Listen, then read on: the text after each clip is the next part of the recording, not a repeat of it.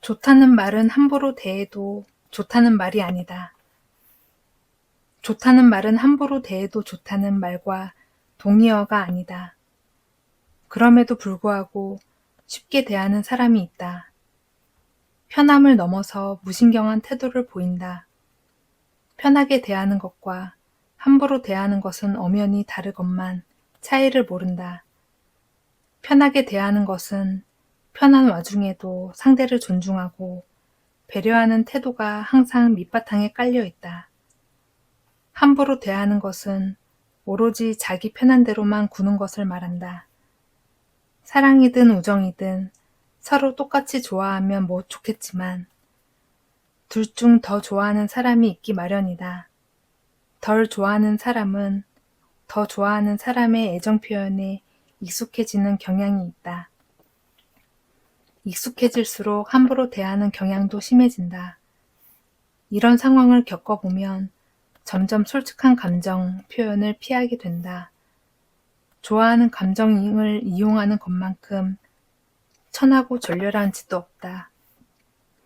서로를 진심으로 좋아하는 건 살면서 그리 쉽게 경험할 수 없는 것이다. 그만큼 귀한 마음이기에 예쁘게 여기고 존중할 줄 알아야 한다.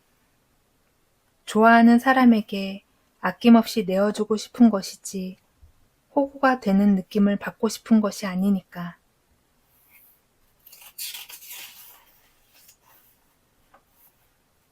자신에게 감사와 칭찬하기. 감사와 칭찬 좀 하고 살자. 타인이 아니라 자기 자신한테 말이다. 자책은 수없이 하면서 자기 칭찬엔 왜 그리 인색할까? 남에겐 자주 감사하다고 표현하면서 자신한텐 어째서 감사할 줄 모를까? 자만에 빠질까봐 필요 이상으로 경계한다. 스스로 감사하는 것과 칭찬하는 것은 자만이 아니다. 아주 사소한 것부터 감사하고 칭찬할 줄 알아야 한다. 밥을 많이 먹으면 살을 빼야 한다고 자책하는 사람은 많지만 밥을 맛있게 잘 먹었다고 스스로 칭찬하는 사람은 드물다. 그러면서 밥 잘 먹는 아이에겐 누구나 아이고 잘 먹네, 예쁘다 라면서 칭찬한다. 밥만 축내는 식충이라고 자기 비하는 많이 하면서 밥을 먹게 된 것에 진심으로 감사하는 경우는 드물다. 인간은 산이나 사막에서 길을 잃고 극도로 굶주린 상황에 처해봐야 먹는 것에 감사함을 뼈저리게 느낀다고 한다. 그뿐만 아니라 스스로 감사하고 칭찬할 일은 무척 많다. 보는 것, 숨 쉬는 것, 말할 수 있는 것, 건강한 것, 소중한 사람이 있는 것.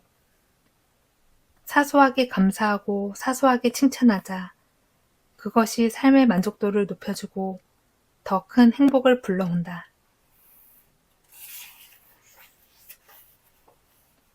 비교를 이용하는 방법.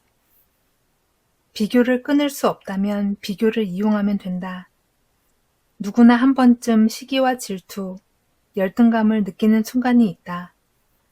타인을 보고 부러워하거나 탐탁지 않게 여기는 감정. 상대는 나와 무관한 사람이고 직접적인 피해를 준 적이 없는데도 말이다. TV나 유튜브에 출연하여 큰 집과 좋은 차를 자랑하는 일반인이라든지 인스타그램이나 페이스북에 비싼 명품과 예쁜 몸매 사진을 올리는 지인이라든지 아무렇지 않게 지나가면 되는데 괜히 부러워한다. 때로는 시세 많은 마음이 들기도 한다. 자격지심으로 인해 배가 아픈 것 말이다. 그럴 때면 애써 아닌 척하거나 쟤는 금수저라 그런 거야 라는 식으로 자위하기도 한다. 이 모든 것이 자신도 모르게 타인과 비교하여 생기는 열등감이다. 남과 비교하는 짓은 무의식적으로 발동한다.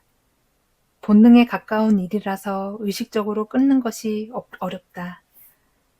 그렇다면 억누르기보다 아래와 같은 방법으로 좋게 이용하면 된다. 쟤도 하는데 내가 못할 건 없지. 내가 더 멋있어지면 돼. 자격지심은 최고의 동기부여이고 열등감은 상상 이상으로 강력한 에너지원이다. 이런 마음을 이용하여 자기 자신을 자극하고 성장하는 원동력으로 삼는 것이다.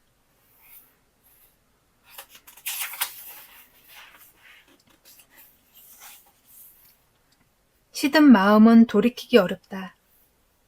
한번 시든 마음은 돌이키기 어렵다. 꽃도 시들기 시작할 때 물을 주면 다시 살아나갔지만 완전히 시들어버리면 아무리 물을 주고 햇볕을 쬐고 흙을 갈아도 두 번 다시 살아나지 않는다. 마음도 똑같다. 떠나버린 마음은 아무리 호소해도 돌아오지 않는다. 그제서야 사랑을 표현하고 말을 예쁘게 하고 자주 연락해봐야 이미 때는 늦었다. 과거를 아무리 꺼내놓아도 빛바랜 지난날의 추억에 지나지 않는다. 사람의 마음이 이렇게 무섭다. 있을 때 잘해야 하는 이유다. 곁에 있을 때는 특별히 잘할 필요도 없다. 조금만 잘하면 된다. 의외로 그 조금도 잘하지 못해서 마음이 시들게 되는 것이다. 그러면서 관계는 어렵다고 변명한다. 이런 경우는 관계가 어려운 것이 아니라 그동안 관계를 너무 쉽고 편하게만 생각하고 살아와서 그런 거다.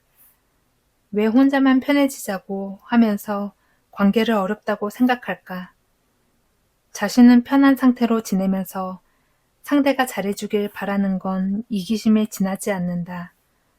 상대를 불편하지 않게 해주려면 자신의 편함을 포기할 줄 알아야 한다. 기분조차 충실하지 않으면 혼자 지내는 것이 마땅하다.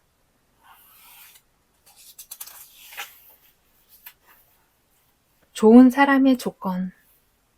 좋은 사람은 특별할 것이 없다.